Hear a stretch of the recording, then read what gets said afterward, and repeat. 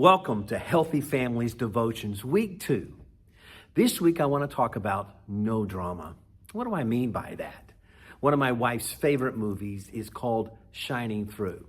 It's a World War II movie that takes place where a spy, an American spy, is in the Army, is working with a translator, that's Melanie Griffith, and she is working with this, as a translator for the spy, who's Michael Douglas. And he's interviewing this one person, and there's another translator there. And Melanie Griffith acts like she doesn't understand German, and then later on, he says, why did you pretend that you didn't know German to help translate? And she says, because he was lying. He was changing all kinds of information. He's a spy right here in our office. What are you going to do? Michael Douglas, I love his response. And it teaches me so much about understanding how do we deal with drama, family dramas in our life. He simply said, stop using him as a translator. She said, well, shouldn't we cut out his tongue or kill him or do something? He says, no. It's about none of that. He understood the significance of what does it mean to be a spy, but he refused to participate in putting the drama in where it didn't need to be. And I think that's a lesson that we can all understand. We will have dramas. There will be drama. You can't get away from family drama. Sometimes difficult times, difficult drama, sometimes really stressful situations. Sometimes you're in a good season with your family.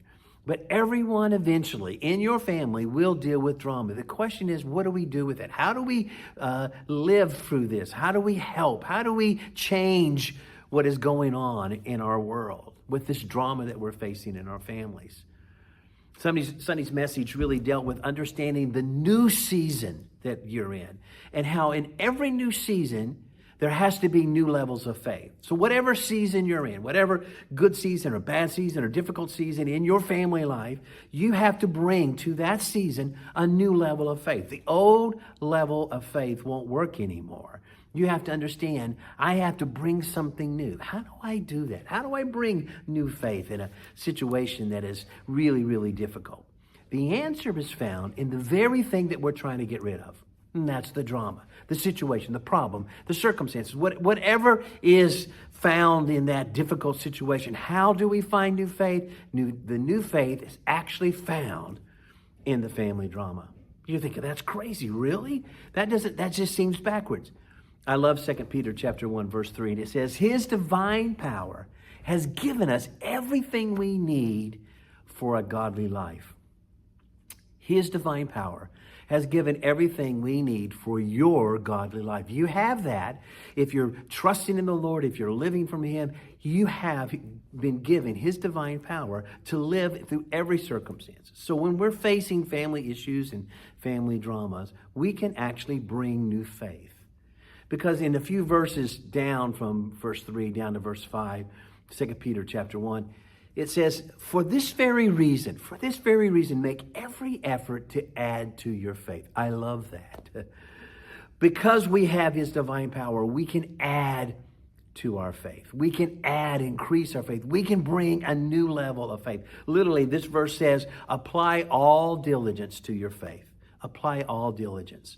I've always found that odd. Faith means you're just trusting God, but diligence means that you're working hard at it. What do? Well, it's a little bit of both.